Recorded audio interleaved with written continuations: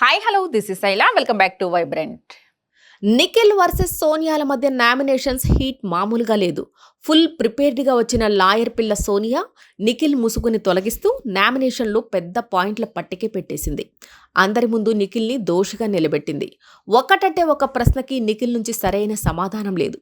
వీళ్ళిద్దరి మధ్య డిస్కషన్ని మెయిన్ ఎపిసోడ్లో ఎంతసేపు చూపిస్తారో ఏమో కానీ లైవ్ ఎపిసోడ్లో మాత్రం దాదాపు 3 గంటలకు పైగానే నడిచింది. అసలు స్కిప్ చేయడానికి వీల్లేదు అన్నట్టుగా ఒక్కో పాయింట్ని నిఖిల్ ముందుంచింది సోనియా. 12వ వారం నామినేషన్స్ ప్రాసెస్లో భాగంగా మొదటిగా ప్రేరణ్ని నామినేట్ చేసింది సోనియా. ఆ తరువాత నిఖిల్ని నామినేట్ చేసే ముందు అతని కోసం ఇచ్చిన ఇంట్రో అయితే నెక్స్ట్ లెవెల్ అనిపించింది. తన బాధుడు ఎలా ఉంటుందో తన ఇంట్రోతోనే హింట్ ఇచ్చేసింది సోనియా. నిఖిల్ని నామినేట్ చేస్తున్నా అని చెప్పడానికి మొదట్లో చాలా ఇబ్బంది పడింది సోనియా. ఊపిరి గట్టిగా పీల్చుకుంటూ ఇబ్బందిగా నవ్వుతూ నిఖిల్ వైపు చూసింది.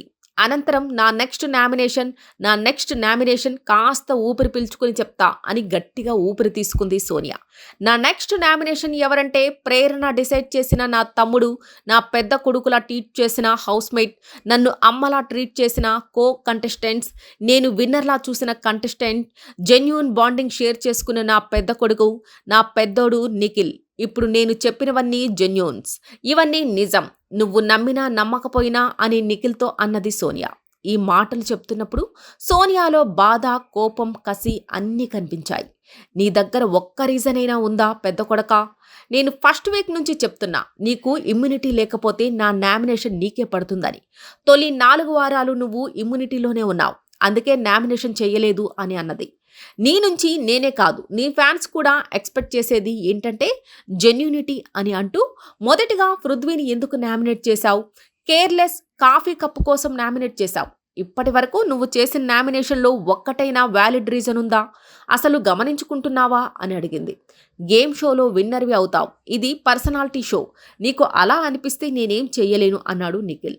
దాంతో సోనియా అనిపించడం కాదు, పలానా వాళ్ళని కరెక్ట్ రీజన్తో నామినేషన్ చేశా అని చెప్పు అని అడిగింది సోనియా. ఆ మాటలతో నిఖిల్, నన్ను కూడా సరైన రీజన్ లేకుండా నామినేట్ చేశారు అని అన్నాడు నిఖిల్. నేను అడిగింది వేరు, నువ్వు చెప్తున్నది వేరు. ఎందుకు నేను ఈ మాట నీతో చెప్తున్నానంటే, పృథ్వీ గురించి కూడా ముందు ఒకలా అంటావు, అతని గురించి ఎవరైనా నెగిటివ్గా అంటే అవునురా వాడు అంతేరా అంటావు. ఇది నీ ఫ్రెండ్షిప్, ఇది గేమ్ షో కాదు. గేమ్ షో అయితే విన్నర్ అవుతావు, కానీ ఇది పర్సనాలిటీ గేమ్ షో. ప్రేరణ ఎస్పీ నోటుకొచ్చినట్టు మాట్లాడితే అది డిస్రెస్పెక్ట్ కాదా? నువ్వు ఫస్ట్ వీక్లో చీఫ్ అయ్యావు కదా, ఇన్ని వివరాలు ఎందుకు అవ్వలేదు? నీలో అసలు జెన్యూనిటీ లేదు, నువ్వు ఫెయిల్ అయితే దాన్ని అందరిపై నెట్టేస్తావు అని అన్నది సోనియా. దాంతో నిఖిల్, నువ్వు ఏదో చెప్పాలనుకుంటున్నావు, ఇవన్నీ చెప్తున్నావు, నాకు అర్థమవుతుంది, నేను సేఫ్ గేమ్ ఆడటం లేదు అని అన్నాడు నిఖిల్. దానికి పెద్దగా నవ్విన సోనియా, అమ్మాయి నో అంటే నో అని చెప్పి గౌతమ్ని నామినేట్ చేయడం నామినేట్ పాయింటా అని అంది.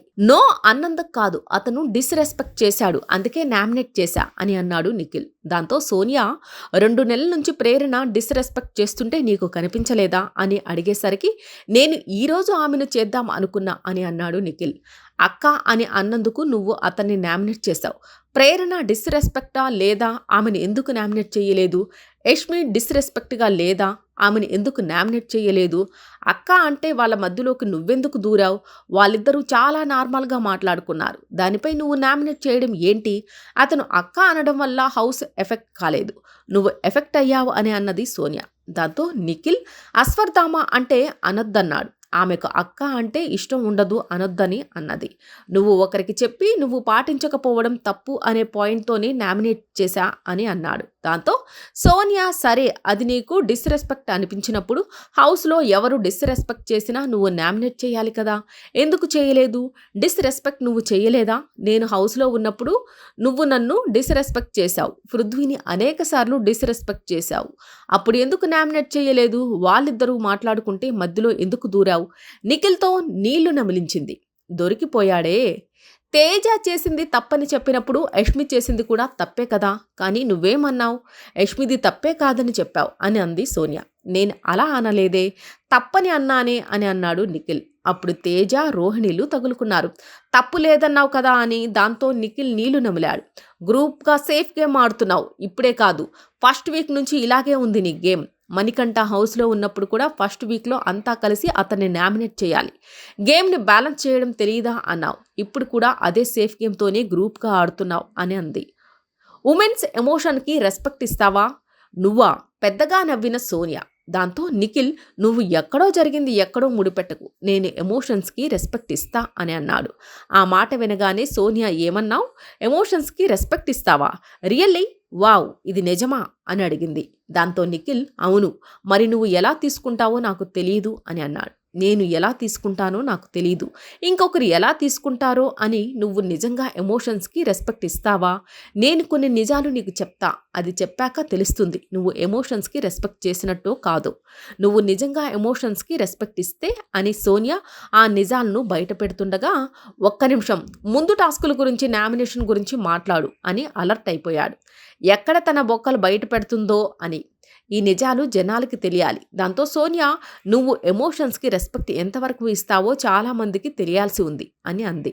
ఆ మాటలతో నిఖిల్, నేను నామినేషన్ గురించి ఎంతవరకు చెప్పాలో అంతవరకే చెప్తాను, అంతకుమించి నాకు అవసరం లేనిది నాకు అవసరం లేదు.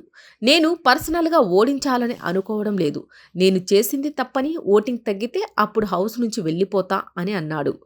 దాంతో సోనియా, ఉండు, నీ ఎమోషన్ రెస్పెక్ట్ గురించి మాట్లాడాలి. ఫస్ట్ వీక్లో మనిద్దరికీ గొడవ అయింది. నైనిక నన్ను చిన్న పిల్లలా మాట్లాడకు అని తను అన్నప్పుడు నన్ను పక్కకు తీసుకొచ్చి మాట్లాడావు. నాకు చెప్పింది ఒకటి, అక్కడ జరిగింది ఒకటి. అక్కడ ఫ్లిప్ చేశావు. నువ్వు నిజంగా ఎమోషన్స్కి రెస్పెక్ట్ ఇచ్చేవాడివే అయితే దాని తరువాత విష్ణుకి నాకు గొడవ అయినప్పుడు కూడా నువ్వు మరోసారి ఫ్లిప్ అయ్యావు. ఆ రోజు పృథ్వీ నా వైపు నిలబడ్డాడు. ఎవరి దగ్గర ఏమి చెప్పాలో అది చెప్పావు, కన్విన్స్ చేస్తావు. కానీ నువ్వు మాత్రం నిజాన్ని ఒప్పుకోవు. హౌస్లోకి వచ్చినప్పుడు నువ్వేం చెప్పావు? నేను సింగిల్, ఎమోషనల్గా డౌన్ ఉన్నా అన్నావు. నీకు సపోర్ట్ చేస్తూ వచ్చాం.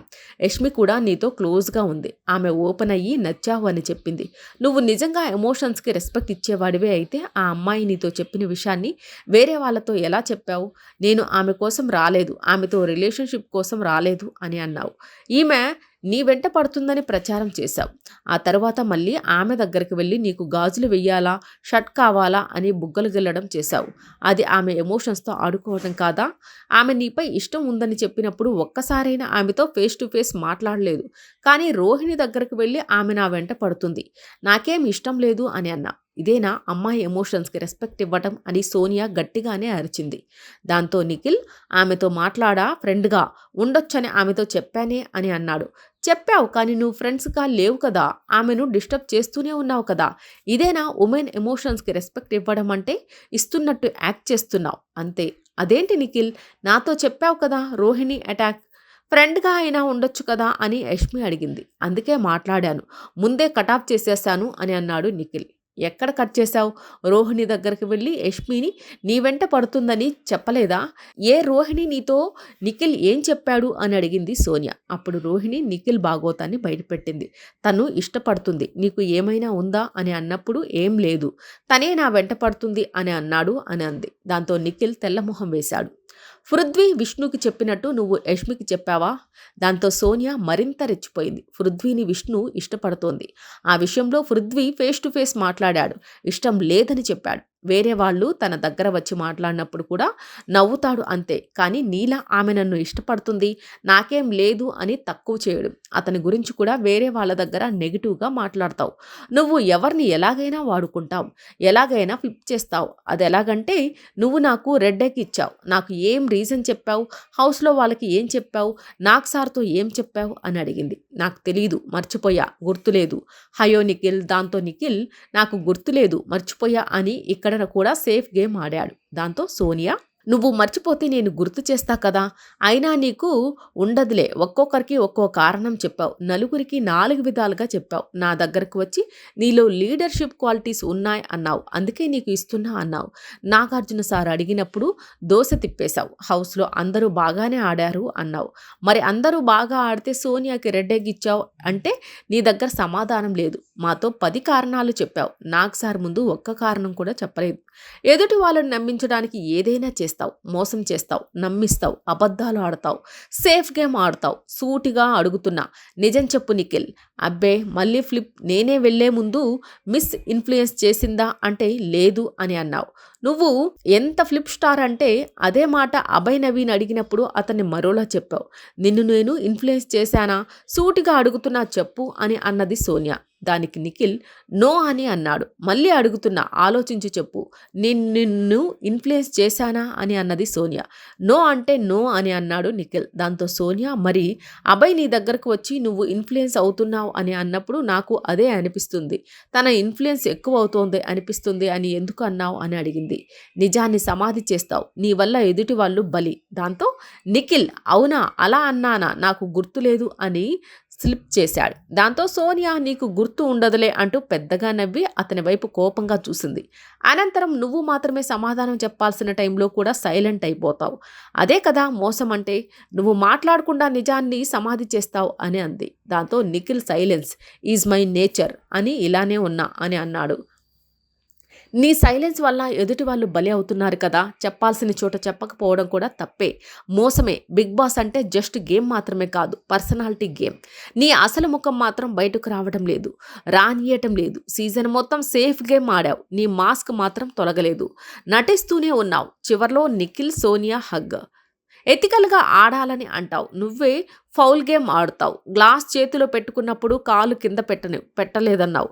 నీతో కలిసి గేమ్ ఆడినప్పుడు కూడా ముందే నువ్వే ఒక డీల్ పెట్టేసుకుంటావు. మధ్యలో ఉన్న వాళ్ళని వెర్రిపప్పల్ని చేస్తావు. నీ డీల్ గురించి మాత్రం చెప్పవు. నువ్వే ట్రిగ్గర్ చేస్తావు. మళ్ళీ వేరే వాళ్ళ దగ్గరకు వెళ్ళి అలా చేయొద్దురా అని అంటావు. మధ్యలో నీ మాట విన్నోళ్ళు పిచ్చోళ్ళు అవుతారు. పృథ్వీని నేను రెచ్చగొట్టాలని అభయ్ దగ్గర చెప్పావు. ఎవిడెన్స్ లేకపోతే నువ్వు ఏదైనా మాట్లాడతావు. నీదే రైట్ అంటావు. తీరా దొరికిపోయిన తర్వాత తప్పే ఒప్పుకున్నా కదా అంటావు. ఇది నువ్వు ఎమోషన్స్కి రెస్పెక్ట్ ఇచ్చే తీరు. నువ్వు ఫేక్ ప్లేయర్ అని చెప్పడానికి ఇవి చాలా, లేదంటే ఇంకా చెప్పాలా అని నిఖిల్ని నామినేషన్లో నిలబెట్టి తలపై సీసాని పగలకొట్టింది సోనియా. చివర్లో ఇద్దరు హక్ చేసుకోవడం కొసమెరుపు. ఇలాంటి లేటెస్ట్ అప్డేట్స్ కోసం చూస్తూనే ఉండండి వైబ్రెంట్.